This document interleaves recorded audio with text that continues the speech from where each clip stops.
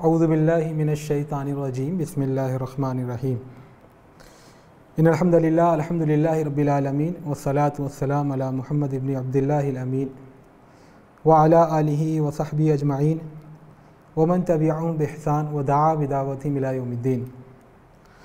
قال اللہ تبارک و تعالی فی القرآن المجید والفرقان الحمید لقد من اللہ علی المؤمنین اذ بعث فیہم رسولا من انفسہم یتلو علیہم آیاتہ ویزکیہم ویعلمہم الکتاب والحکمہ وإن كانوا من قبل لفی ضلال مبین۔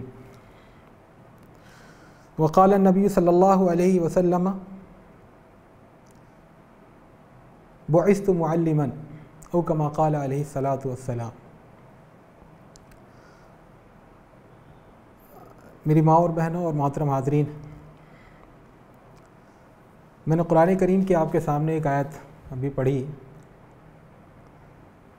یہ قرآن کریم میں 4 یا 5 جگہ انہی الفاظ کے ساتھ قدرے مختلف سیاق میں یہ آیت یا یہ عنوان آیا ہے۔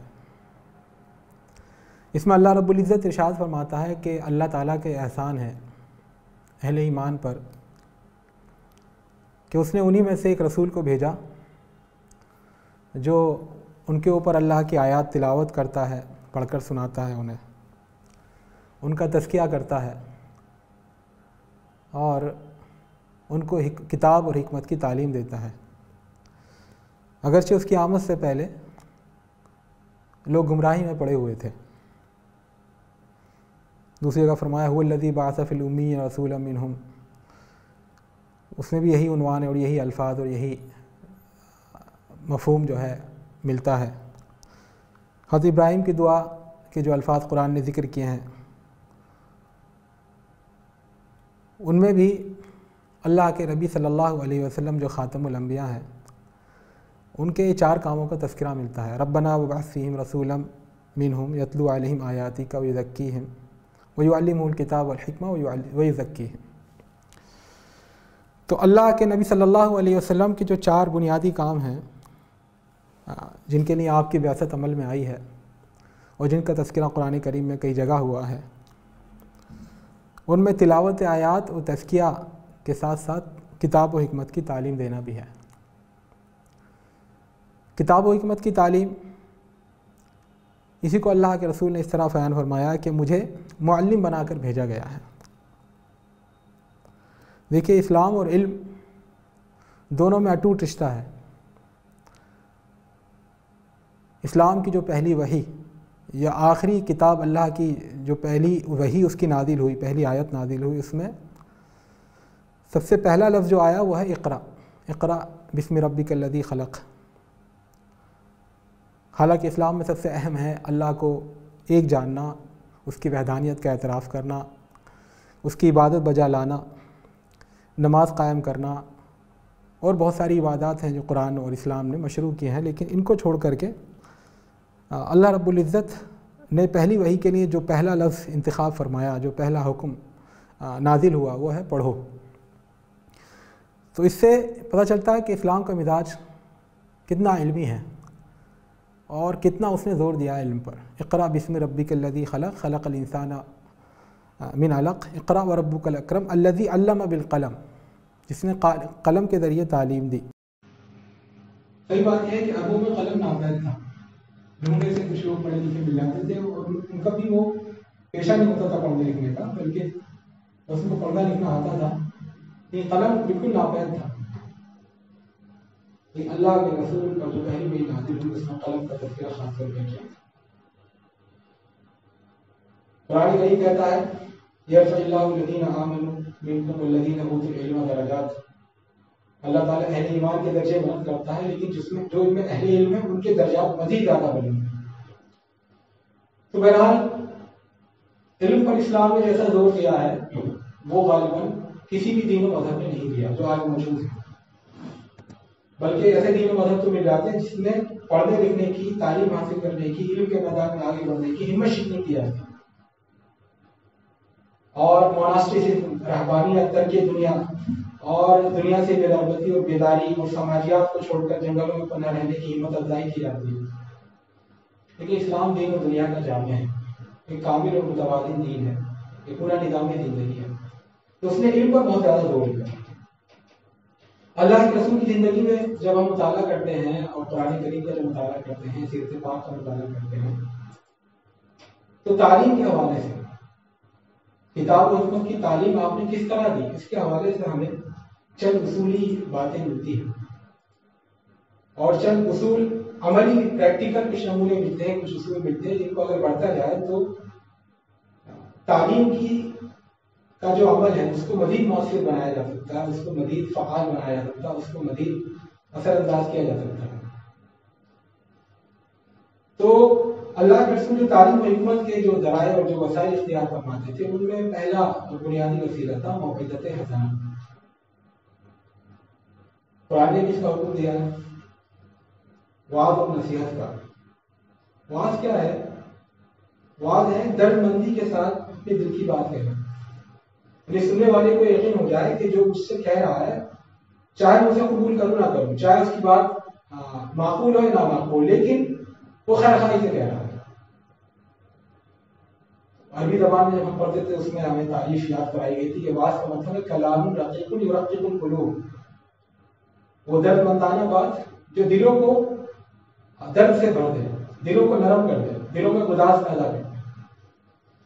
اللہ رب العزت نے اپنے آخری نبی سے ارشاد فرمایا تھا کہ ادعو الی سبیل ربک بالحکمۃ والموعظۃ الحسنہ، اپنے رب کے راستے کی طرف بلاؤ حکمت کے ساتھ اور موعظہ حسنہ کے ساتھ.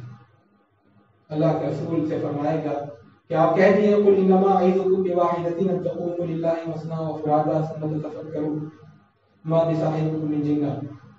میں اپنا دل کھول کر کے تمہارے سامنے یہ بات رکھ رہا ہوں، پورے درد اور پوری ہمدردی کے ساتھ میں تم سے کہہ رہا ہوں کہ تم اکیلے اکیلے یا دو دو لوگ کہیں کھڑے ہو غور کرو کہ نبی اکرم صلی اللہ علیہ وسلم جھوٹے نبی نہیں ہیں، مخبوط الحواس انسان نہیں ہے. قرآن کریم میں اس پورے پیغام کو، اللہ کی آخری وحی کو بھی مکمل طور پر موعظت کہا گیا. ھذا بیان للناس وھدی وموعظۃ للمتقین، یہ بیان ہے، وضاحت ہے لوگوں کے لیے، ہدایت ہے، نظام ہدایت ہے اور موعظۃ حسنہ ہے ان لوگوں کے لیے جن کے اندر اللہ سے ڈرنے کی صفت پائی جاتی ہے. اللہ کے رسول کے خطب کا جب ہم مطالعہ کریں، اور اللہ کا شکر ہے ادیبوں نے، محدثین نے اور جامعین نے اللہ کے رسول کے جو ارشادات ہیں، جو فرمودات ہیں، ان کو تو جمع ہی کیا ہے. ساتھ ہی اللہ کے رسول کی جو تقاریر ہیں، جو خطب ہیں، جو آپ نے مختلف موقعوں پر اور مختلف مناسبتوں سے ارشاد فرمائے تھے، ان سب کو بھی ہمارے علماء دین نے جمع کر دیا. جب ان تقاریر کا انسان مطالعہ کرتا ہے، ان خطبوں کا انسان مطالعہ کرتا ہے، تو صاف محسوس ہوتا ہے کہ کہنے والے کا کے دل میں درد بھرا ہوا ہے جو ان الفاظ کے راستے سے امڑ رہا ہے، نکل رہا ہے. میں ایک مثال دینا چاہوں گا، اور صرف ایک ہی مثال اس لیے دینا چاہوں گا کیونکہ مجھے معلوم نہیں کہ آڈینس میں، سننے والوں میں، سامعین میں کتنے لوگ عربی زبان و ادب کا ذوق رکھتے ہیں اور اس سے واقف رکھتے ہیں. غزوہ حنین کا موقع تھا، فتح مکہ کے چند ماہ بعد غزوہ حنین کا موقع آیا.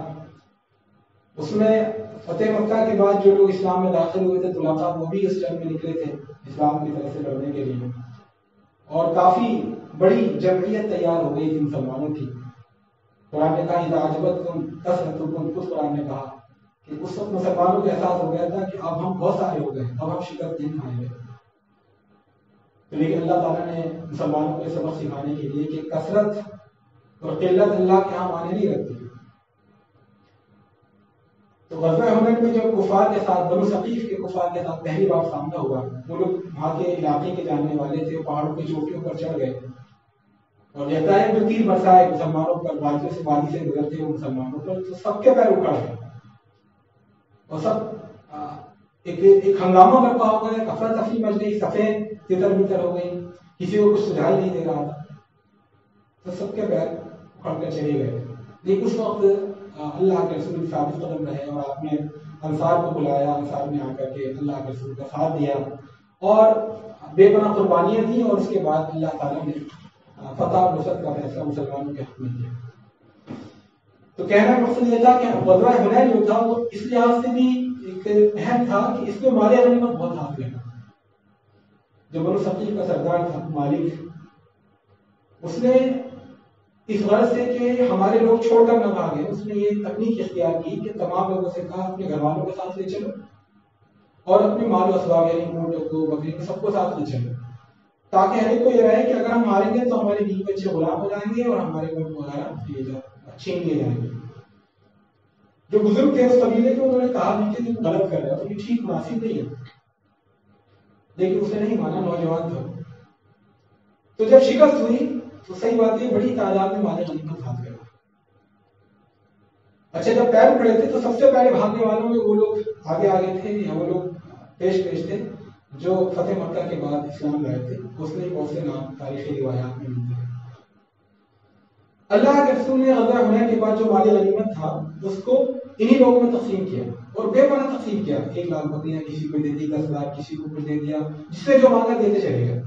اور انصار مدینہ جنہوں نے بے پناہ قربانی کی تھی ہجرت کے بعد سے اب تک، اور خاص طور پر غزوہ حنین میں، ان کو آپ صلی اللہ علیہ وسلم نے ایک پھوٹی کوڑی نہیں دی.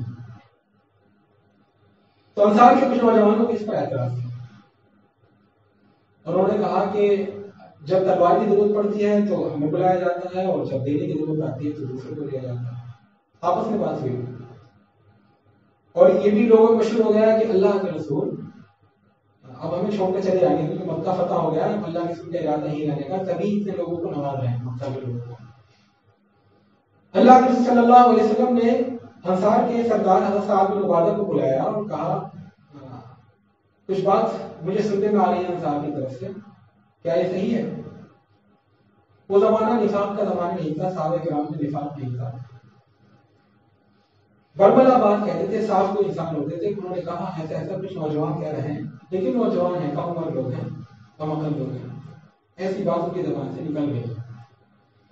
اب جو انہوں نے پوچھا اللہ کے سنیے وہ ہے، کہا کہ ماں این انت من ذالک یا سعد، تمہاری کیا رائے ہے اس میٹر میں، تمہاری اوپینین کیا ہے؟ اور سعد بن عبادہ نے کہا ماں انا الا من قوم، میں اپنے لوگوں کے ساتھ ہوں. یہ تو نہیں کہا اللہ سے غلط کر رہے ہیں، گرچہ پہلے سے تو یہی تھا کہ آپ نے غلط کہا اور لوگ جو کہہ رہے ہیں صحیح کہہ رہے ہیں. اللہ سے نے کوئی جواب نہیں دیا. اللہ سے نے کہا تمام انصار کے لوگوں کو مربد میں جمع کرو، ایک خلیان تھا بڑا سا، اس کو جمع کرو اور کوئی غیر انصاری نہ رہے، صرف مہاجر رہے، صرف انصار رہے، کوئی مہاجر نہ رہے، کوئی مکی نہ رہے، کوئی نہ رہے. سب لوگ جمع ہو گئے، اللہ کی تشریف لائے اور فرمایا یا معاشر انصار ما قالت بلغتنی عنکم وجدت وجدتموها فی انفسکم. اے انصار کے لوگوں، یہ کیا باتیں تمہاری طرف سے مجھ تک پہنچ رہی ہیں اور یہ کیا ناراضی ہے جو تم اپنے دل میں میرے بارے میں پاتے ہو. صحابہ کرام جو تھے انصاری وہ خاموش رہے. اللہ رسول نے کڑک کر کہا الم آتیکم ذلالا فہداکم اللہ بی، کیا ایسا نہیں تھا کہ تم گمراہ تھے اور میں آیا تو اللہ تعالیٰ نے تمہیں میرے ذریعے سے ہدایت بخشی. الم آتیکم اعداء فالف اللہ بی بین قلوبکم، کیا ایسا نہیں تھے کہ تم آپس میں لڑ رہے تھے، دشمن تھے، قریب تھے کہ تم فنا ہو جاؤ، موت کے گھاٹ اتر جاؤ، ہلاکت کے گڑھے میں گر جاؤ، تو اللہ تعالیٰ نے مجھے بھیج کر تمہارے دلوں میں محبت پیدا فرمائی. اللہ اس نے بہت سارے احسانات دیے کہ تم ایسے تھے، تم نادار تھے، اللہ تعالیٰ نے میرے ذریعے سے تمہیں دولت بخشی. صحابہ کرام سب نے اپنے سر جھکا لیے. دیکھیے انداز ہے اللہ کے رسول کا، اور کہا للہ ولرسولہ المن والفضل، اللہ اور اس کے رسول کا احسان ہے، اللہ اور اس کے رسول کا فضل و کرم ہے، ہم تسلیم کرتے ہیں. اتنا کافی ہوتا ہے. لیکن اللہ کے رسول نے فرمایا الم تجیبونی یا معاشر انصار، اے انصار کے لوگوں جواب نہیں دو گے؟ انصار نے کہا ماذا نجیب یا رسول اللہ، اللہ ورسول اللہ ورسولہ المن والفضل، ہم کیا جواب دیں گے اللہ کے رسول، آپ کا احسان ہے ہمارے اوپر. کہا نہیں، لو قلتم لصدقتم ولصدقتکم اتیتنا مکذبا فصدقنا. کہا اگر تم کہو لو شئتم لقلتم، اگر تم کہنا چاہو تو کہہ سکتے ہو اور تم سچ کہو گے، ولصدقتکم، اور میں کہوں گا تم سچ کہہ رہے ہو، تم کہنا چاہو تو کہہ سکتے ہو اتیتنا مکذبا فصدقنا. اے محمد تو جب ہمارے پاس آیا تھا تجھے بھی تو لوگوں نے جھٹلا دیا تھا، ہم نے تیری تصدیق کری. اتیتنا عائدا فاغنیناک، تو بھی تو نادار ہمارے پاس آیا تھا، ہم نے تجھے دولت دی. اتیتنا تریدا فآویناک، تو بھی تو ہمارے پاس ایسا آیا تھا کہ تجھے تیری قوم کے لوگوں نے بھگا دیا تھا، ہمیں تجھے پناہ دی تھی، تم بھی تو کہہ سکتے ہو۔ تو انصار خاموش رہے۔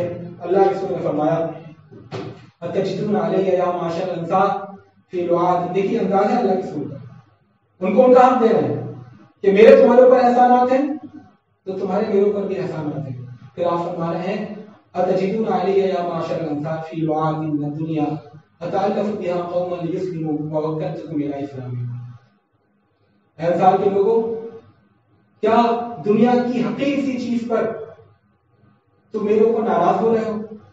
حالانکہ اس حقیر سے ٹکڑے کو دنیا کے میں نے کچھ لوگوں کو دیا تاکہ ان کو اسلام پر ثابت قدم رکھوں، اور تمہیں تمہارے ایمان کے بھروسے پر حوالے کر دیا کہ تمہارا ایمان محفوظ ہے، تمہیں کسی امپیٹس کی، کسی محرک کی ضرورت نہیں ہے، کسی مضبوطی کی تمہیں ضرورت نہیں ہے۔ اللہ ترضون یا معاشر الانصار ان یرجع الناس بالشاء والبعیر وترجعون برسول اللہ الی رحالکم، اے انصار کے لوگوں، کیا تم اس سے راضی نہیں ہو کہ لوگ اپنے گھروں کو جائیں اونٹ اور بکریاں لے کر کے، اور تم اپنے گھروں کو جاؤ محمد رسول اللہ صلی اللہ علیہ وسلم کو لے کر کے؟ صحابہ کرام تو انصار سے رو پڑے اور کہا کہ رضینا برسول اللہ صلی اللہ علیہ وسلم قسما وحظا، اے اللہ کے رسول ہم راضی ہیں آپ ہمارے حصے میں آئے، اس سے ہم راضی ہیں۔ اس اللہ کے رسول نے فرمایا واللہ لو سلک الناس شعبا ووادیا وسلکت الانصار شعبا ووادیا لسلکت شعب الانصار ووادیا، اللہ کی قسم اگر ساری دنیا کے لوگ ایک راہ پر چلیں، ایک وادی میں جائیں، اور انصار کے لوگ دوسری وادی میں چلیں تو میں انصار کی وادی میں چلوں گا۔ اور پھر فرمایا المحیا محیاکم والممات مماتکم، اب جینا تمہارے ساتھ ہے اور مرنا تمہارے ساتھ ہے۔ صحابہ کرام سن کر رو پڑے۔ پھر آپ نے وہ دعا فرمائی جو بہت مشہور دعا ہے اور جس کی بنیاد پر ہم کہتے ہیں کہ خیر القرون کی نسلیں 3 نسلیں ہیں۔ آپ نے فرمایا اللہم ارحم الانصار وابناء الانصار وابناء ابناء الانصار، اے اللہ انصار پر رحم فرما، انصار کے بچوں پر رحم فرما، اے اللہ انصار کے بچوں پر رحم فرما۔ تو میرے دوستوں ساتھیوں اور میری ماں اور بہنوں، یہ اللہ کے رسول کا انداز ہے۔ آپ نے دیکھا ظاہر سی بات ہے اللہ کے رسول کے الفاظ میں جو نورانیت ہے، جو برکت ہے، جو تاثیر ہے، اس ترجمے میں نہیں آ سکتی، کوئی نہیں پڑھ سکتا ان کا ترجمہ، لیکن صرف ایک ٹوٹے پھوٹے ترجمے سے بھی آپ نے محسوس کیا ہوگا کہ اللہ کے رسول کس طرح موعظت حسنہ استعمال کرتے تھے۔ تو یہ اللہ کے رسول کا پہلا اسلوب تھا تعلیم کتاب و حکمت کا کہ آپ درد مندی کے ساتھ اپنی بات رکھتے تھے۔ دوسری بات جو اللہ کے رسول کی سیرت اور خود قرآن اس کی شہادت دیتا ہے، جس سے معلوم ہوتی ہے، وہ ہے ضرب الامثال، یعنی مثالیں دے کر کے بات واضح کرنا۔ کچھ باتیں ایسی ہوتی ہیں جو تھیوریٹیکل ہوتی ہیں، نظریاتی ہوتی ہیں، پیچیدہ ہوتی ہیں، ان کو سمجھنے میں آدمی اگر صرف تھیوریٹیکل وے پر اس کو سمجھنے کی کوشش کرے تو وہ بات نہیں سمجھ پاتا، لیکن اگر اس کو محسوس اور مادی مثالوں کے ذریعے اس بات کو سمجھایا جائے تو بات بالکل سمجھ میں آ جاتی ہے۔ قرآن کریم میں کئی جگہ یہ اسلوب استعمال ہوا ہے۔ اللہ تعالیٰ ارشاد فرماتا ہے یا ایھا الناس ضرب مثل فاستمعوا له ان الذين تدعون من دون الله لن يخلقوا ذبابا ولو اجتمعوا له وان يسلبهم الذباب لا يستنقذوه منه ضعف الطالب والمطلوب۔ شرک اور معبودان باطلہ کس طرح حقیر ہے، کس طرح بے قیمت ہے، کس طرح بے طاقت ہے، اس کی وضاحت اللہ رب العزت نے اس طرح کی کہ اے لوگوں غور سے تمہیں ایک مثال دی جا رہی ہے، تم جن معبودوں کو اللہ کو چھوڑ کر پکارتے ہو وہ ایک مکھی پیدا نہیں کر سکتے، چاہے سب مل جائیں ٹھیک اسے، بلکہ ان کی قوت کا، ان کی طاقت کا، جن کو تم سہارا مانتے ہو، جن کو تم اپنا مداوا مانتے ہو، جن کی طرف تم مصیبتوں میں پلٹ کر جاتے ہو، جن کو تم اللہ کے مد مقابل بناتے ہو، ان کا عالم یہ ہے کہ اگر مکھی ان سے کچھ چھین کر اڑنا چاہے، بھاگنا چاہے تو چھین نہیں سکتے اس سے، واپس بچا نہیں سکتے اپنے آپ کو۔ انسان کی ناک پر مکھی بیٹھ جاتی ہے، وہ اڑا دیتا ہے، بلکہ کہتے ہیں لاپرواہی یا کسی کی قدر و قیمت کم کر کے بتانے کے لیے کہتے ہیں کہ اس کو دودھ میں پڑی مکھی کی طرح اٹھا کر پھینک دیا، یا اس کے ناک پر سے مکھی اڑا دی، یعنی اس کی کوئی قیمت نہیں ہماری، اس کی بات سنی اور انسنی کر دی۔ قرآن کہہ رہا ہے کہ جن معبودان باطلہ کو لوگ پوچھتے ہیں، جن بتوں کو، جن جانوروں کو، اور جن پیڑوں کو، اور جن آستھانوں کو، اور جن مزاروں کو یہ پوچھتے ہیں، ان کی طاقت کا یہ عالم ہے کہ اگر مکھی ان کے اوپر بیٹھ جائے تو مکھی نہیں اڑا سکتے۔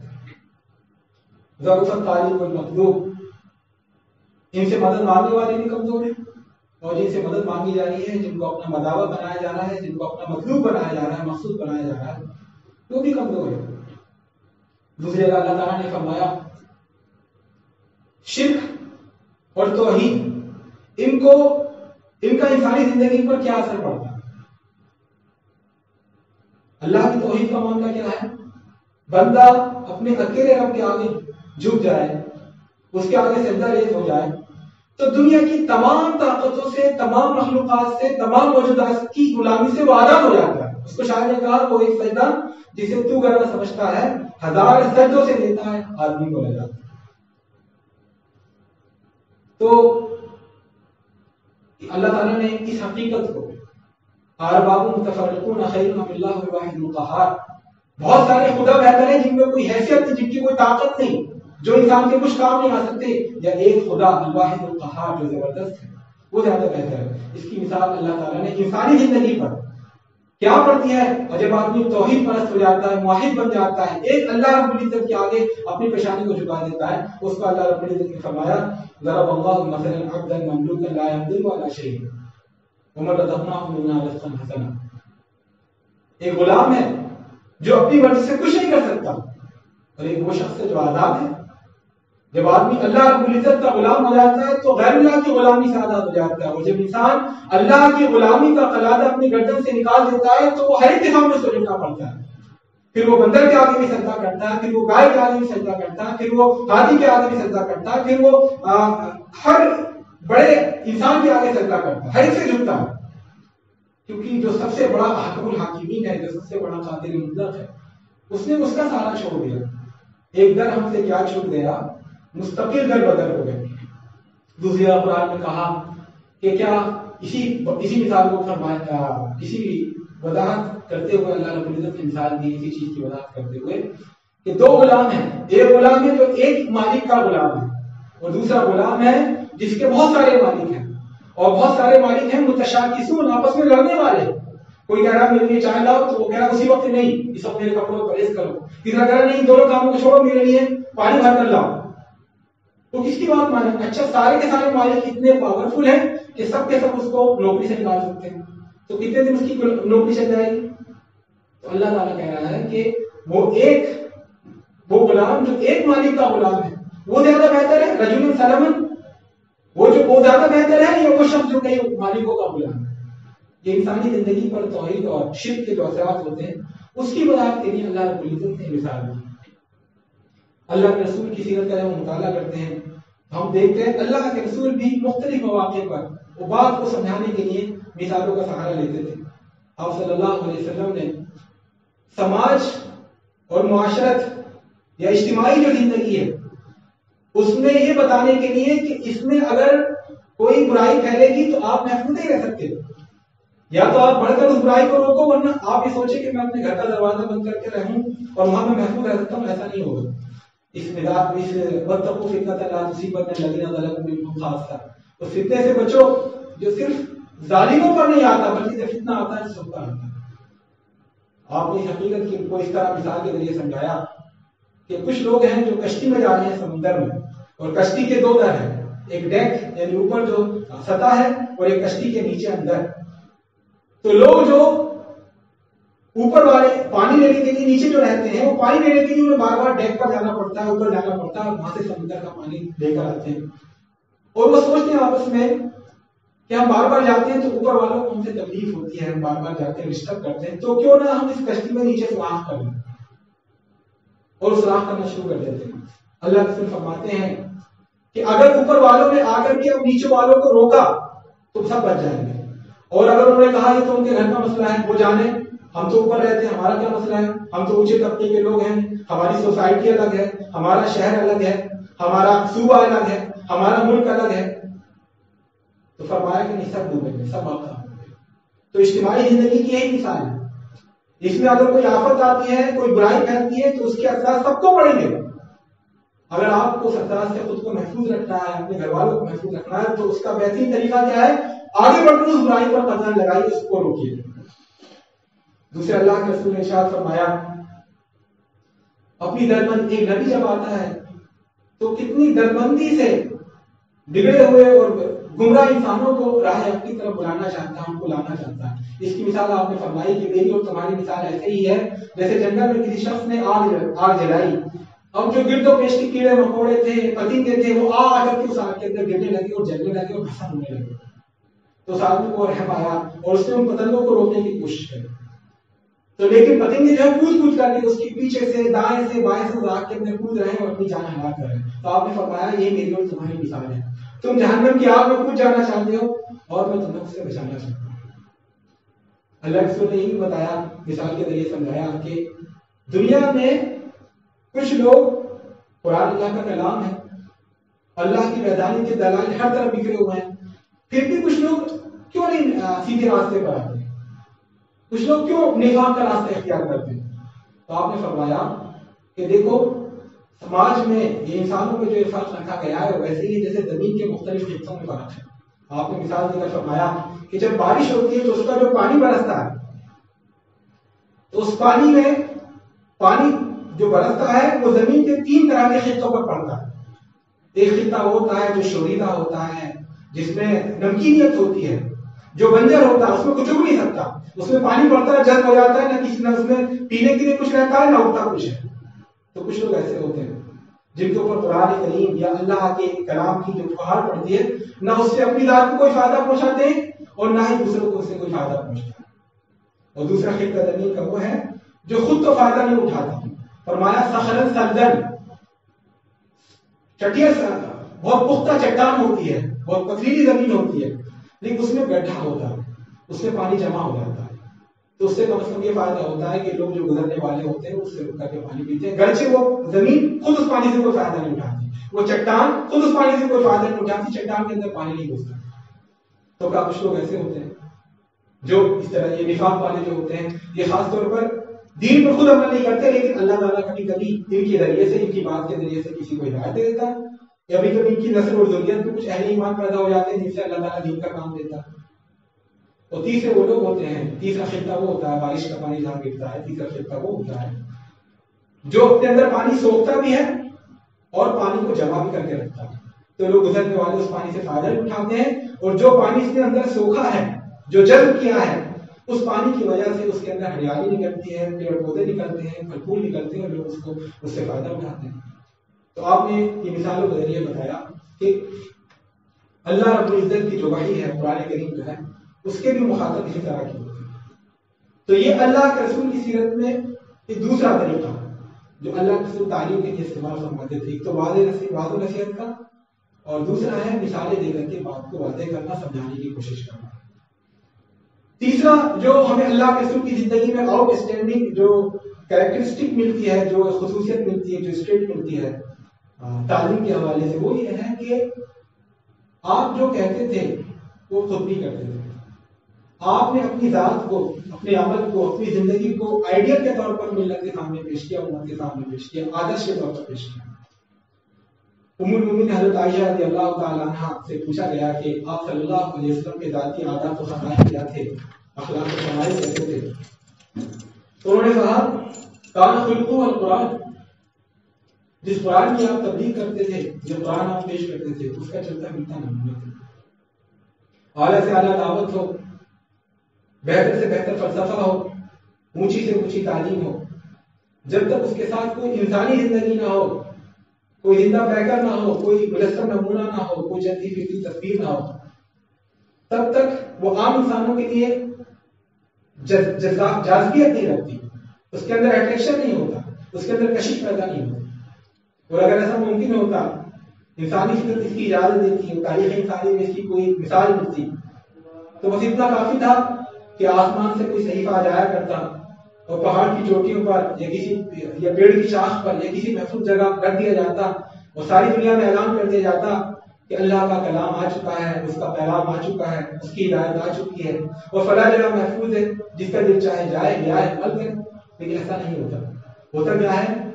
اللہ تعالیٰ پہلے ایک نبی کو پیدا کرتا ہے، پھر اس کی بعثت ہوتی ہے اور اس پر وحی کا نزول ہوتا ہے، اور جس وحی کا وہ پیغام دنیا کو دیتا ہے اس کا سب سے پہلا عملی نمونہ وہ خود ہوتا ہے۔ لقد کان لکم فی رسول اللہ اسوۃ حسنہ، اللہ کے رسول کی ذات میں سب کے لیے اسوہ حسنہ، اہل ایمان کے لیے اسوہ حسنہ موجود ہے۔ حضرت نوح کی زبان سے کہلوایا گیا وما اریدو ان اخالفکم الی ما انہاکم عنہ ان اريد الا الاصلاح ما استطعت. میں یہ ارادہ نہیں رکھتا کہ میں جو پیغام پیش کر رہا ہوں، جو دعوت تمہیں پیش کر رہا ہوں، جو مکارم اخلاق کی تمہیں تعلیم دے رہا ہوں، جن آئیڈیلز اور جن آدرشوں کی طرف تمہیں بلا رہا ہوں، ایسا نہیں کہ میں خود اس پر عمل نہ کروں، تمہاری مخالفت کروں اور خود ان پر عمل کروں، خود ان کا ارتکاب کروں، برائیوں کا جن سے تمہیں روک رہا ہوں. ایسا میرا مدعا نہیں ہے. یہ تمام انبیاء کا نمونہ ہوتا ہے، ان کا رویہ ہوتا ہے.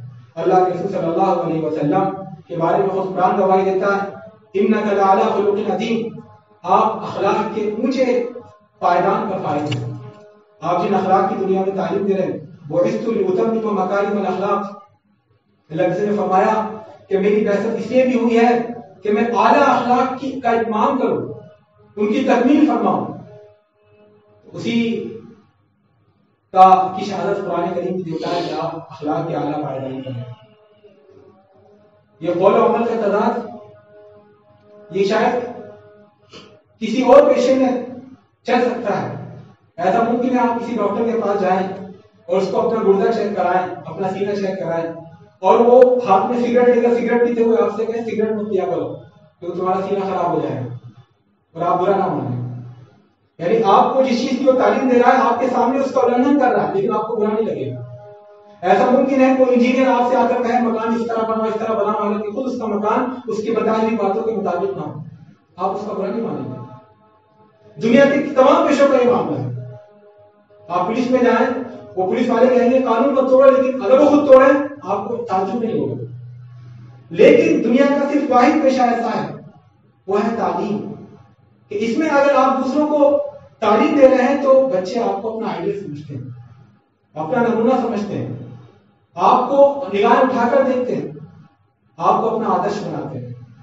قرآن کریم میں اور اللہ کے رسول کی سیرت میں خاص طور پر اس پر بڑی تنقید کی گئی ہے، بڑی سرزنش کی گئی ہے کہ ہمارے قول اور عمل میں تضاد ہو، ہم دنیا میں وہ بات کہیں جس پر خود عمل نہ کرتے ہو. اللہ تعالیٰ ارشاد فرماتا ہے یا ایھا الذین آمنوا لم تقولون ما لا تفعلون کبر مقتا عند اللہ ان تقولوا ما لا تفعلون. اے ایمان والو، تم وہ بات کیوں کہتے ہو جو خود عمل نہیں کرتے؟ اللہ کے نزدیک شدید غصے اور ناراضگی کی بات ہے کہ تم وہ کہو جس پر تم خود عمل نہیں کرتے. دوسری جگہ فرمایا تأمرون الناس بالبر وتنسون انفسکم وانتم تتلون الکتاب افلا تعقلون. کیا تم لوگوں کو نیکی کا حکم دیتے ہو اور خود بھول جاتے ہو اپنے آپ کو؟ خود تمہارا دامن داردار ہے. وانتم تتلون الکتاب، اور تم تو کتاب کا علم رکھتے ہو، تمہیں معلوم ہے کیا حق ہے کیا باطل ہے. افلا تعقلون، یہ تو عقل کا رویہ نہیں ہے. آج بھی دوسروں کو کہے کہ نیک بنو اور خود نیکی پر عمل نہ کریں. اللہ رسول کی سیرت کا جب ہم مطالعہ کرتے ہیں تو ہمیں صاف معلوم ہوتا ہے کہ اللہ کے رسول جو کردار یا جو اخلاقی تعلیمات بھی دنیا کے سامنے پیش کرتے تھے اس کا سب سے پہلا نمونہ اور سب سے اعلیٰ نمونہ خود بنتے تھے. اللہ کے رسول کی شجاعت، اللہ کے رسول جہاں اگر لوگوں کو امت کو یہ آیاتیں سنا رہے ہیں کہ اللہ کے راستے میں قربانی دینے کا یہ مقام ہے، اللہ کے راستے میں نکلنے کا یہ مقام ہے، اور اللہ کے راستے میں انسان کو بہادر ہونا چاہیے، وہاں اللہ کے رسول کی بہادری خود ضرب المثل تھی. میں نے غزوہ حنین کا واقعہ آپ کو بتایا، اس میں بڑے بڑے سورماؤں کے بڑے بڑے بہادروں کے پیر پھڑ گئے تھے. اب نام مت لیجیے کہ حضرت عمر، حضرت علی، ایسی بات ہے کہ انسانی فطرت ہوتی ہے. اچانک جب تیروں کا ریلا آیا سب کا پیر اکھڑ گئے. لیکن حضرت عباس بن عبد المطلب کہتے ہیں کہ اللہ کے رسول جس گھوڑے پر سوار تھے اس کی لگام میرے ہاتھ میں تھی، اور اللہ کے رسول بار بار اس گھوڑے کو ایڑ دے کر کے دشمن کی طرف آگے بڑھنا چاہ رہے تھے اور میں اس گھوڑے کو روک رہا تھا. اور آپ اللہ کے رسول صلی اللہ علیہ وسلم ایسا نہیں کہ چھپ رہے تھے، تیروں کی پوری برسات ہو رہی تھی، اس وقت آپ فرما رہے تھے انا النبی لا کذب انا ابن عبد المطلب، میں نبی ہوں، میں جھوٹا نبی نہیں ہوں، میں عبد المطلب کا فرزند ہوں. یہ آپ کی شجاعت تھی. حضرت انس بن مالک رضی اللہ تعالیٰ عنہ کہتے ہیں کہ ایک رات ہم سو رہے تھے مدینے میں تو اچانک بہت دھماکہ ہوا، شور مچا. ہم نے سوچا شاید کسی فوج نے حملہ کر دیا ہے. ہم لوگ نکل کر گھبرائے ہوئے باہر گھر سے آئے اور دیکھا کدھر دھماکہ ہوا، اس طرح چلے تو اچانک سامنے سے گھڑ سوار تیزی سے گھوڑا دوڑاتے ہوئے ہماری طرف آ رہا تھا. وہ قریب آیا تو ہم نے دیکھا اللہ کے رسول صلی اللہ علیہ وسلم ہے، آپ گھوڑے کی ننگی پشت پر ہیں، آپ کے ہاتھ میں تلوار ہے، اور آپ ہماری گھبراؤ مت، میں دیکھ آیا ہوں، کوئی بات نہیں. یہ آپ کی شجاعت تھی.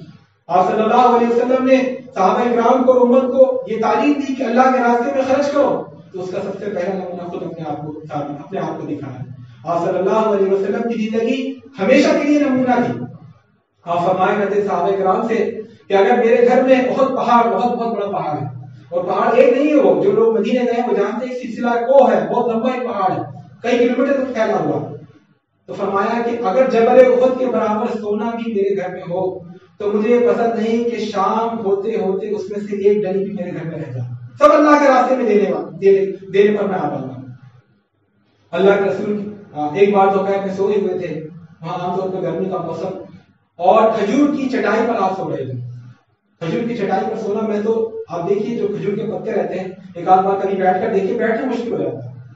اللہ کے صلی اللہ علیہ وسلم اس پر سو رہے تھے، جس میں مبارک سے چادر ڈھلک گئی تھی، اور آپ نے کروٹ لی تھی، تو جو کھجور کی پتیوں کے نشانات اور اس کے جو جسم پر پڑ جاتے ہیں وہ ان کے آپ صلی اللہ علیہ وسلم کے جسد اطہر پر پڑ گئے تھے۔ حضرت عمر رضی اللہ تعالیٰ عنہ اس عالم کی تشریف لائے، مسجد میں دیکھا آپ اس طرح، اور آپ کے جسم پر نشان پڑے ہوئے ہیں، جسم پسینے سے شرابور ہے، اور آپ لیٹے ہیں، تو دیکھ کر رو پڑے۔ اللہ کے رسول کے رونے کی آواز سن کر اٹھے، کہا ما یبکی کا یا عمر، کیا چیز رو رہی ہے تمہیں عمر؟ تو کہا کہ جو دشمن خدا ہیں، قیصر و کسریٰ ہیں، وہ تو دنیا میں مزے لے رہے ہیں، اور جو آپ اللہ کے سچے رسول ہیں، جو سید البشر ہیں، جو فخر دو عالم ہیں، ان کا یہ معاملہ ہے۔ اور کوئی ہوتا دنیا دار لیڈر تو اس تاریخ سن کر خوش ہو جائے گا، یہ کہتا کوئی بات نہیں، ہمارا بھی وقت آئے گا، ہمارا بھی ٹائم آئے گا۔ جو سچا نبی ہوتا ہے نہیں، آپ نے ڈانٹا ہے عمر کو کہ عمر کیا تم شک میں مبتلا ہو؟ ارے یہ نعمتیں ان کے لیے دنیا میں، ہمارے لیے آخرت میں ہے۔ یہ اللہ کے رسول کا نمونہ تھا۔ ہماری ماں حضرت عائشہ رضی اللہ تعالیٰ عنہ فرماتی ہیں، یطوف بنا الہلال ثم یطوف وما یوقد فی بیوت آل محمد نار۔ ہلال مہینے کی پہلی تاریخ کا پہلا چاند، بہت چھوٹا چاند ہوتا ہے، عید کا چاند جیسے ہوتا ہے، رمضان کا چاند، اس کو ہلال کہتے ہیں۔ تو ہلال نکلتا تھا، پھر اگلا ہلال نکلتا تھا، ایک ہلال نکلتا ہے، دوسرا ہلال جب آئے تو ایک مہینہ ہو گئے، تو اگلا ہلال نکلتا تھا، پھر اس کے اگلا ہلال نکلتا تھا، اور محمد صلی اللہ علیہ وسلم کے گھروں میں کہیں آگ نہیں جلتی تھی، چولہا نہیں جلتا تھا۔ یہ تھا علامت، یعنی اللہ کے راستے میں قربانی دینا ہے، انفاق کرنا ہے، اللہ کے راستے میں مشقتیں اور محنتیں کرنی ہے، پریشانیاں برداشت کرنی ہے، تو اس کا سب سے پہلا عمل نمونہ خدا صلی اللہ علیہ وسلم کی ذات مبارک ہے۔ کسی نے پوچھا اماں جان آپ 2-3 مہینے سے کیسے گزارا کرتے تھے؟ کہ پانی پیتے تھے اور کھجور کھاتے تھے، بس کھجور بہت، جیسے کھجور آج کے زمانے میں مہنگائی بہت ہو گئی، لیکن آج بھی عرب میں کوئی عرب کنٹری کو دیکھا جائے تو آج بھی کھجور کی وہاں کوئی حیثیت نہیں، اس زمانے میں تو اور بہت کم حیثیت تھی، تو بہت کھجور کھا کر کے زندگی گزرتی۔ تو یہ نبی اکرم صلی اللہ علیہ وسلم کا اسوہ۔ غزوہ خندق کا موقع ہے، صحابہ کرام اللہ کے رسول پر جان نثار کرنے کو تیار ہیں، حکم ہوا ہے کہ یہ ہاں سے وہاں تک گڈھا کھودنا ہے، خندق کھودنی ہے تاکہ دشمن حملہ آور نہ ہو سکے۔ تو اللہ کے رسول چاہتے تو کہتے تم لوگ کھودو میں آرام کرتا ہوں، لیکن آپ نے کہا نہیں میں کھودتا ہوں۔ صحابہ کرام نے منع کیا کہ نہیں، اور اپنے حصے کہ اتنی جگہ میں کھودوں گا۔ آپ صلی اللہ علیہ وسلم نے زمین کھودنا شروع کی، اور صحابہ کرام کے ساتھ مل کر کے مٹی ڈھوتے تھے اور لے جا کر ڈال کر آتے تھے، بلکہ اللہ کے رسول صحابہ کرام سے زیادہ جہاں فشانی کر رہے تھے۔ اگر خندق کھودتے ہوئے کہیں پر چٹان آتی تھی، کہیں کوئی سخت پتھر آتا تھا، وہ کسی سے ٹوٹتا نہیں تھا، تو اللہ کے رسول کو برایا جاتا تھا اور آپ اس کو توڑتے تھے۔ اس عالم میں ایک صحابی نے آ کر عرض کیا اللہ کے رسول بہت بھوکا ہوں، بہت بھوک لگی ہے، اور اپنی چادر ہٹائی تو پتھر بندھا ہوا تھا پیٹ پر۔ اللہ کے رسول نے کوئی جواب نہیں دیا، بس اپنی چادر ہٹائی تو دیکھا بدن مبارک پر 2 پتھر لگے، 2 پتھر باندھ رکھے۔ چونکہ ہم لوگ کبھی اتنے بھوکے ہوئے نہیں کہ پتھر باندھنا پڑے۔ شدید بھوک کے عالم میں اگر معدے کو دبایا جاتا ہے تو انسان کو تھوڑا سکون ملتا ہے۔ اس کا تھوڑا سا تجربہ اگر ہوتا ہے تو سردی اور گرمی کے موسم میں جب شدید گرمی ہو اس وقت کافی لمبا روزہ رکھنے کو مل جائے تو افطار سے کچھ پہلے اس کا ہلکا سا احساس ہوتا ہے، ہلکا سا، اس احساس میں ہو جائے۔ تو میں یہ کہہ رہا تھا کہ اللہ کے رسول جو تعلیم دیتے تھے دنیا کو، اس کا عملی نمونہ سب سے پہلے خود اپنی ذات کے ذریعے پیش کرتے تھے۔ تو یہ دین کا کہ جو بھی علمبردار ہیں، دین کی جو بھی تعلیم دینے والے ہیں، یا تعلیم کے مقدس اور متبرک پیشے سے جو لوگ بھی وابستہ ہیں، ان کی یہ فارموسٹ اور سب سے پہلی ذمہ داری ہے کہ اپنے اخلاق و کردار میں اور اپنی تعلیم میں کمپیٹیبلٹی پیدا کریں، ہم آہنگی پیدا کریں۔ ایسا نہ ہو کہ آپ کلاس میں یا اپنے مخاطبین کو تو بتا رہے ہیں کہ اسلام ایسا ہے اور ایسا کرنا چاہیے، لیکن جب وہ آپ کی زندگی کو جج کر رہے ہیں، آپ کی زندگی کو اسکروٹنی کر رہے ہیں، آپ کی زندگی کا جائزہ لے رہے ہیں، تو ان کو تو دوسری چیز نظر آ رہی ہے۔ اس کی وجہ سے بڑا نقصان یہ ہوتا ہے کہ بچوں کا، مخاطبین کا، سامعین کا اعتماد پورے تمام اہل علم سے اڑ جاتا ہے، تمام علماء سے اڑ جاتا ہے اور تمام معلمین سے اڑ جاتا ہے۔ وہ سمجھ رکھتے ظاہر سی باتیں کہتے ہیں نا کہ دودھ کا جگہ چھاچھ بھی پھونک پھونک کر پیتا ہے، اور جس کو سانپ ڈس لے تو رسی سے بھی ڈرتا ہے۔ تو بھائی جس کو 4-5 اس طرح کے لوگ مل جائیں تمہاری کوئی سی نگاہ سے دیکھے گا، سب ایسی دنیا دار ہوتے ہیں۔ تو یہ ہماری بہت بڑی ذمہ داری ہے ان لوگوں کی جو تعلیم کتاب و حکمت سے وابستہ ہے۔ عام طور پر کوئی بھی علم کی تعلیم، علم کو پھیلانے کا جو بھی لوگ بھی کام کر رہے ہیں ان کو اس بات کا دھیان رکھنا چاہیے کہ ہمارے قول اور عمل میں تضاد ہو۔ اللہ کے رسول کی سیرت و قرآن کریم کے مطالعے سے بات اور پتہ چلتی ہے کہ تعلیم میں اللہ کے رسول بات چیت کو، افہام و تفہیم کو، گفتگو کو، ڈائلاگ کو اور سمجھانے بجھانے کو بہت ترجیح دیتے تھے۔ قرآن کریم میں حضرت ابراہیم علیہ السلام کے بارے میں آتا ہے اذ قال لأبیہ وقومہ ما هذه التماثیل التي انتم لها عاکفون۔ حالانکہ حضرت ابراہیم جانتے تھے ان کی کوئی حیثیت نہیں بتوں کی، لیکن پھر بھی کہہ رہے ہیں اپنی قوم سے، اپنے والد سے، یہ کیا اسٹیچوز ہیں، یہ کون سے اصنام ہیں، کون سے اوثان ہیں، کون سے بت ہیں، یہ کیا ہیں جن پر تم جگے رہتے ہو، جن کے آگے پیچھے گھومتے رہتے ہو، جن کے سامنے تم بیٹھے رہتے ہو پالتی آتی پالتی مار کر کے۔ تو لوگوں نے کہا قالوا وجدنا آباءنا لها عابدین، ہمارے باپ دادا چلا آ رہا یہی عذر۔ تو انہوں نے کہا کہ ٹھیک ہے میں کچھ کروں گا۔ تو ایک موقع ان کو ملا تو وہ بت خانے میں گئے اور بتوں کو توڑ دیا۔ جب لوگ ان کے پجاری واپس آئے تو دیکھا بتوں کا یہ حال ہے، تو اندازہ لگایا کہ حضرت ابراہیم نام کا ایک نوجوان ہے قرآن کا یقال لہ ابراہیم، سمیعنا فتى یقال لہ ابراہیم، اس نے ایسا کیا ہوگا۔ حضرت ابراہیم کو مخاطب کر کے کہا لوگوں نے انت فعلت هذا بآلهتنا یا ابراہیم، جو ڈائلاگ چل رہا ہے یعنی گفتگو کے ذریعے سامنے والے کو قائل کرنے کی کوشش کرنا، کیا آپ نے ہمارے معبودوں کے ساتھ ایسا کیا ہے؟ جواب دیتے بل فعلہ کبیرہم ھذا، برائی تو میں نے نہیں کیا، اور جو آسان ہے جیسے تو کہتے ہو کہ یہ مہادیو ہے اور یہ فلاں سب سے بڑا خدا ہے، تو اس نے کیا ہوگا یہ سب سے بڑا جو ہے ان کا فسألوہم ان کانوا ینطقون، ان سے پوچھ لو اگر یہ بتا سکے تو ان سے پوچھ لو۔ فرجعوا الی انفسہم، دیکھا حضرت ابراہیم نے ان کو ایسے مقام پر لا کر کھڑا کر دیا، ان کی زبان سے خود فرمایا کہ یہ تو بول نہیں سکتے۔ فرجعوا الی انفسہم فقالوا انکم انتم الظالمون، تو جو چیز بول نہیں سکتی، جس پر کلہاڑی پڑے وہ اپنے آپ کو بچا نہیں سکتی، آخر وہ کیوں معبود بننے کے لائق ہے؟ فرجعوا الی انفسہم، انہوں نے اپنے اندر غور کیا اور دل میں کہا ہم سے غلطی ہو رہی ہے، ہم ہی ظالم ہیں۔ ثم نکسوا علی رؤوسہم، لیکن پھر انسان کے اوپر کبھی کبھی سماج کا دباؤ ہوتا ہے، رسم و رواج کا دباؤ ہوتا ہے، یا اس کا دل برائی کرتے کرتے اتنا سیاہ، اتنا کٹھور، اتنا سخت ہو جاتا ہے کہ اس کو ہلکی سی ضرب اس پر اثر نہیں کرتی۔ تو ابراہیم علیہ السلام کی قوم کے ساتھ یہی ہوا، انہوں نے کہا ثم، وہ پھر کیا ہوا ان کے بارے میں قرآن کہتا ہے ثم نکسوا علی رؤوسہم لقد علمت ما هؤلاء ينطقون، پھر پلٹ گئے اور کہنے لگے آپ کو تو پتا ہے بولتے نہیں بول نہیں سکتے۔ اردو زبان میں کہتے ہیں زبان ہلانا بہت آسان ہے، اور کسی کو جب کہتے ہیں نا کوئی بہت زیادہ بولتا ہے تنقید کرتا ہے کہ زبان ہلانا بہت آسان ہے، کر کے دکھا، تو صحیح بات ہے زبان ہلانا سب سے آسان ہے انسان کی حرکت میں، یعنی انگلی ہلانے سے بھی آسان ہے، لیکن حضرت ابراہیم نے کہا جو معبودان باطل زبان بھی نہ ہلا سکے، بول بھی نہ سکے، ان کے اندر کیسے تم لوگ تصور کرتے ہو کہ ان کے اندر طاقت ہے، قدرت ہے، پاور ہے، وہ کچھ کر سکتے ہیں، کائنات میں ان کا اختیار چل رہا ہے۔ تو دیکھیے یہ گفتگو کے ذریعے مخاطب کو سمجھانے کی کوشش کرنا، اس کو اس مقام تک لانا کہ وہ خود اعتراف کرے کہ میں غلط ہوں۔ اللہ کے رسول صلی اللہ علیہ وسلم جب مکہ میں اسلام کی دعوت دے رہے تھے تو کفار قریش نے بہت سارے ہتھ کنڈے استعمال کیے اللہ کے رسول کو دعوت حق سے روکنے کے لیے۔ اسی میں ایک ہتھ کنڈا تھا ڈائلاگ، یعنی ایک آدمی کو بھیجا عتبہ بن ربیعہ جو بہت سردار تھا اور سن رسیدہ تھا، وہ اللہ کے رسول صلی اللہ علیہ وسلم کے پاس تشریف آیا اور اس نے کہا کہ بھتیجے میں کچھ بات تمہارے سامنے رکھوں گا، تم قبول کر لینا جو تمہیں پسند ہے۔ آپ صلی اللہ علیہ وسلم نے فرمایا بتائیے کیا کہنا چاہتے ہیں؟ کہا اگر اسلام کی دعوت کے ذریعے جو دین آپ نے شروع کیا ہے اس کے ذریعے آپ بادشاہ بننا چاہتے ہیں تو میں بتاؤ یہ سب کرنے کی ضرورت نہیں, ہم آپ کو اپنا سردار بنا لیتے ہیں پورے قریش.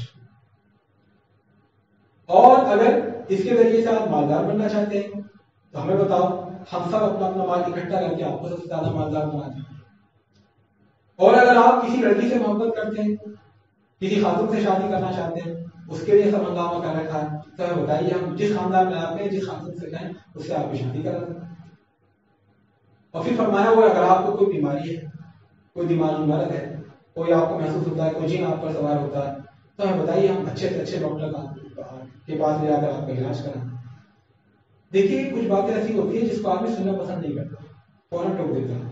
خاص طور پہ تیسری جو آفر تھی, اگر کسی لڑکی سے شادی کرنا چاہتے ہیں, میں کہہ رہا ہوں اللہ کے کو تو جانے دیجیے, آپ تو عفت اور حیا اور شرم اور لحاظ کا طے کرتے ہیں.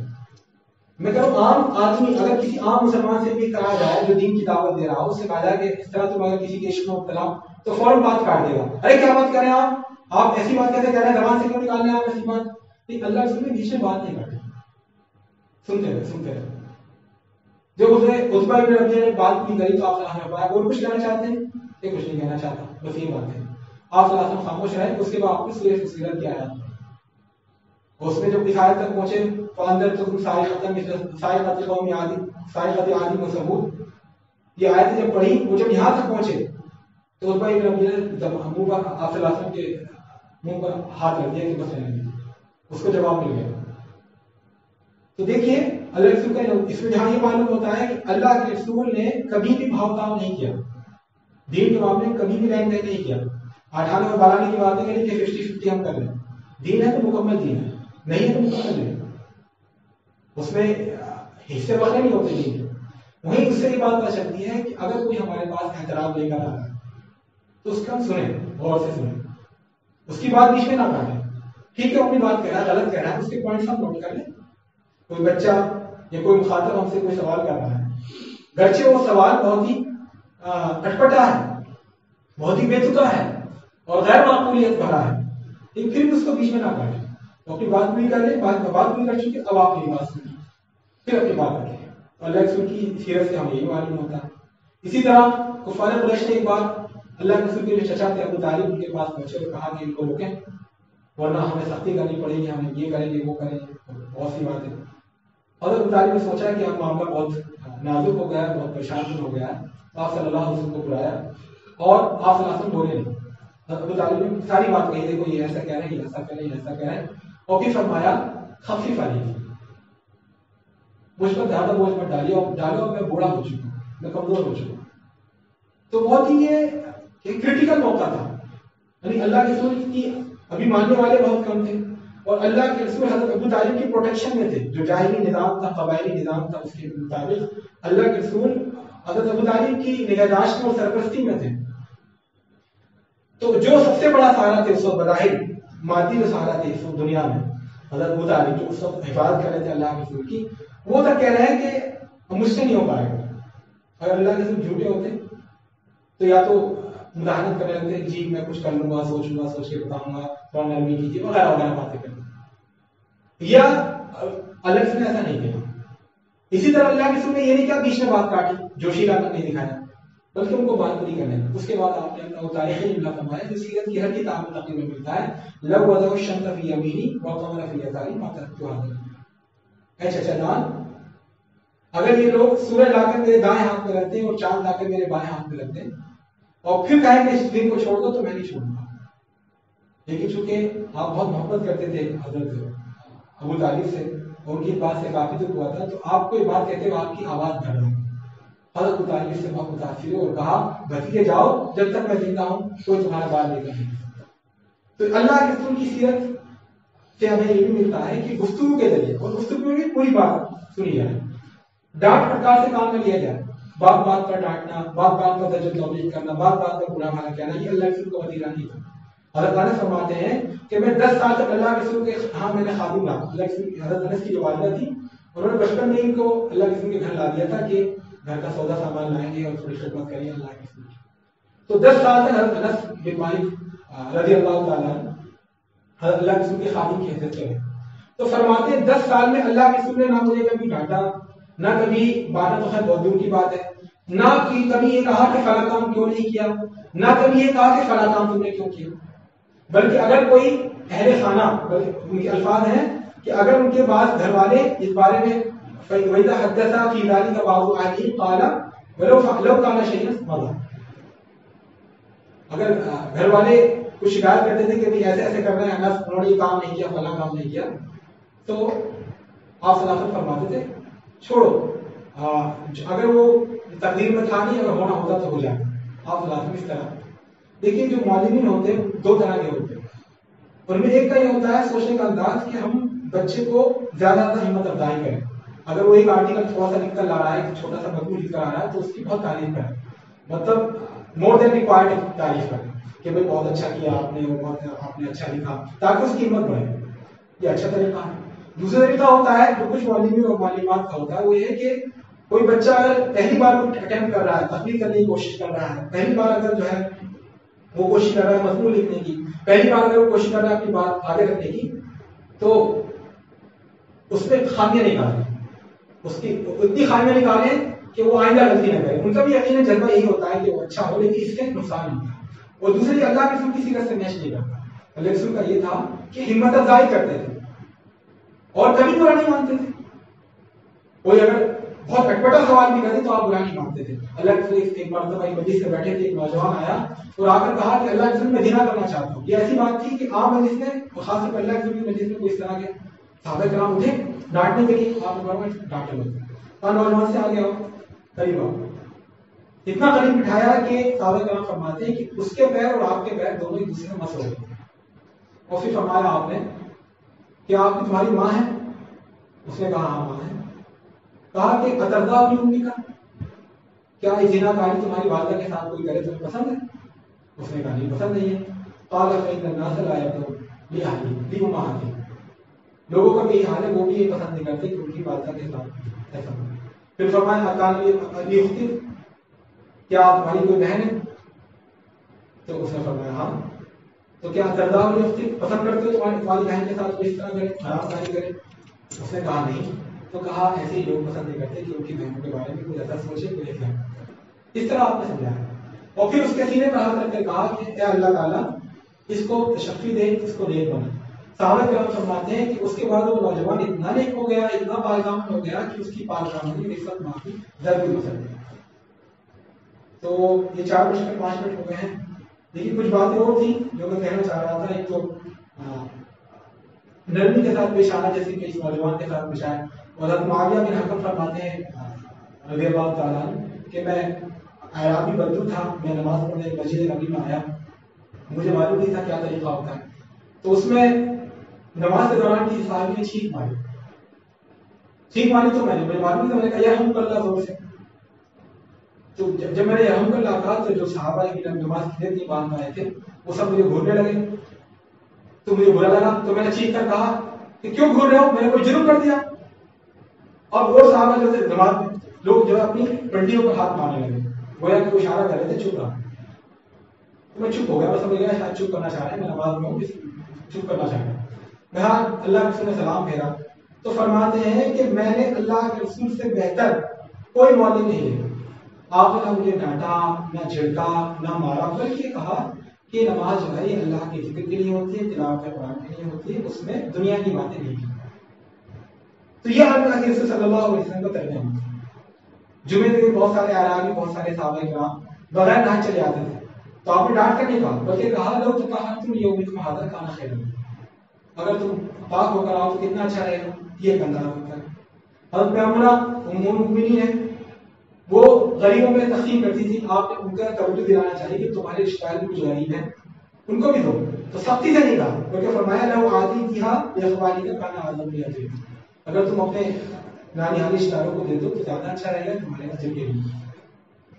اسی میں اللہ کے رسول کے سیرت کا ایک معلوم ہوتا ہے کہ بحث کو طول نہ دیں، بات کو لمبا نہ کریں، دراز نہ کریں، بلکہ جہاں اصل میں ایسا ہوتا ہے کہ کیا ہوتا ہے افہام و تفہیم. آدمی سوال پوچھا، ہم نے جواب دے دیا، پھر اس نے ایک بار سوال پوچھا، پھر دوسرا ہم نے جواب دے دیا، تیسری بار جب سوال پوچھتا ہے تو پھر اس میں معاملہ پھر سوال جواب کی بحث کا بہت شروع ہو جاتا ہے. اور بحث میں پھر آدمی کو کبھی پتہ نہیں چلتا کہ انکانشیسلی کب ہم دین کو بتانے کے بجائے اپنی بات منوانے کے چکر میں آ گئے.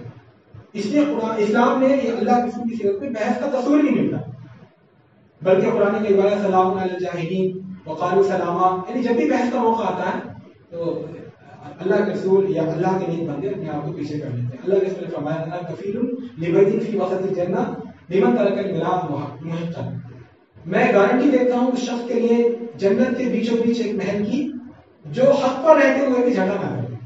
بحث چھوڑ دو. تو بحث کرنا یہ اللہ کے رسول کی سیرت سے ہمیں ثابت نہیں، خاص طور پہ عقلی دلائل سے بحث کرنا. ایک ہمارے یہاں دیکھیے اس زمانے میں قرآن نازل ہو رہا تھا، میں 2-3 منٹ کے بعد ختم کروں گا.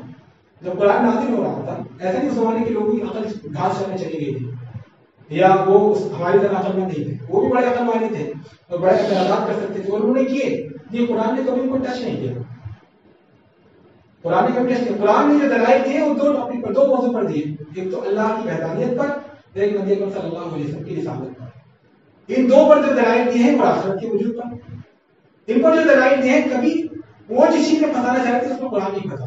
آج ہمارے زمانے میں ایک نیا ٹرینڈ چلا ہے. پہلے زمانے میں تھا کہ منطق اور فلسفے کے مطابق یہ منطق اور فلسفے کی اصطلاحات میں ڈھال کر اسلام کی تعلیمات کو پیش کرو تو لوگ متاثر ہوں گے، اور وہ دور تو چلا گیا. اب نیا دور چل رہا ہے کہ عقل اور سائنس کی روشنی میں اس کی اصطلاحات میں قرآن اور اسلام کی تعلیمات کو پیش کرو تو لوگ متاثر ہوں گے. تو یہ ٹھیک ہے، اس سے ایمان میں کسی کا اضافہ ہو رہا ہے تو بہت اچھی بات ہے. لیکن غلطی کیا ہوتی ہے کہ ہم ہر چیز کو عقل کے تناظر میں سمجھانے کی شروع کر دیتے ہیں. تو بھائی عقل تو عیار سے بحث بنا لیتی ہے. آج عقل سے آپ نے کسی کو مطمئن کر دیا، ٹھیک ہے آج وہ آپ کے سامنے لاجواب ہو جائے گا، لیکن وہ سوچتا رہے گا. عقل عیار ہے نا، وہ اپنی شکست تسلیم نہیں کرتی، وہ سوچتا رہے گا. ایک ہفتے بعد، ایک مہینے بعد اس کے دماغ میں کوئی دوسرا شبہ آ گیا، وہ چھوڑ دے گا آپ کی بات. آپ نے اس کو قائل کر لیا کہ بھائی داڑھی رکھنا سنت ہے، یہ میڈیکل سائنس میں اس کا یہ فائدہ ہے، داڑھی اگر رہتی ہے تو بال یہ ہوتا ہے، اس سے یہ جراثیم، بہت ساری باتیں آپ بتا سکتے ہیں طب نبوی اور جدید سائنس وغیرہ کے تناظر میں. لیکن آپ نے عقل کو مطمئن کیا تو اگر وہ نہیں آئے گا کوئی دوسرا ڈاکٹر سے بتا دے گا داڑھی کے نقصانات ہے، وہ داڑھی ہٹا لے گا، فنیشو کر لے گا، کیونکہ عقل اس کی ایمان لائی ہے، دل اس کا ایمان نہیں ہے.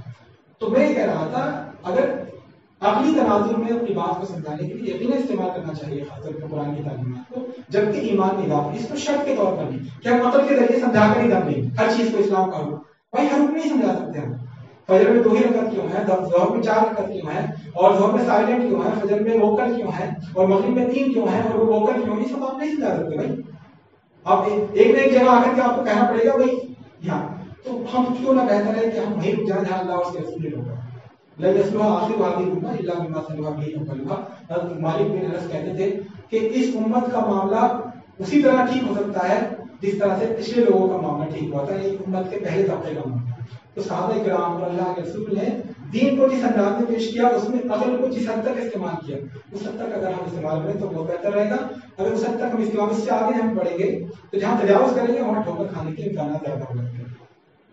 اللہ تعالیٰ باتیں تھوڑی بہت سی تھی کہ خود کو مخاطب کر کے اصلاح کریں کسی کی، یہ سمجھنے کہ سامنے والے کی جگہ پر خود کو رکھ کر کے ہم بات کریں کہ اگر ہم ہوتے تو ہمارا کیا رویہ ہوتا، تو اس سے زیادہ سمجھنے میں آسانی رہتی ہے اور بات میں زیادہ اثر ہوتا ہے. اللہ کے رسول نرمی سے پیش آنا یہ بھی اللہ کے رسول کی سیرت سے ہمیں ملتا ہے. اور یہ کہ سامنے والے کی خوبیوں کا اعتراف کرنا. عام طور پر ہوتا ہے کہ اگر کسی سے ہمیں بحث ہو جائے، کچھ مناقشہ ہو جائے، کوئی مخالفت ہو جائے تو اس کی خوبیوں پر بھی ہم پانی کر دیتے ہیں. ایسا اللہ کے رسول کا طرز عمل نہیں تھا. اسی طرح اللہ کے رسول کی سیرت سے خاص طور پہ ملتا ہے کہ مخفی خامی کو نہ اگھاڑیں. کوئی چیز چھپی ہوئی ہے تو اسے چھپا رہنا. البتہ کوئی اگر اپنی فکر پیش کر رہا ہے، اس کی کوئی خامی ایسی ہے جو سب کو معلوم ہے تو اس پر ٹوکا جا سکتا ہے، اس پر اسے سمجھایا جائے، اس کو اس کی غلطی بات دیکھی جائے. لیکن کوئی چیز چھپی ہوئی ہے تو پھر اسے چھپ کر ہی سمجھایا جائے، اس کو علانیہ نہ سمجھایا جائے. کیونکہ اگر آپ چھپ کر اسے سمجھاتے ہیں تو اس کے وہ کم از کم اس بات کا قائل ہو جائے، چاہے آپ کی بات مانے ہماری، اس بات کا قائل ہو جاتا ہے کہ میرا مخلص ہے، میرا ہمدرد ہے، میری تشہیر نہیں چاہتا، میری بدنامی نہیں چاہتا. یہ چند باتیں تھیں جو اللہ کے رسول بحث مولد کے حوالے سے میرے ذہن میں آئی. اللہ تعالیٰ سے دعا ہے کہ ہم کہنے سے مزاح کی توفیق دے. آخر دعوانا الحمدللہ.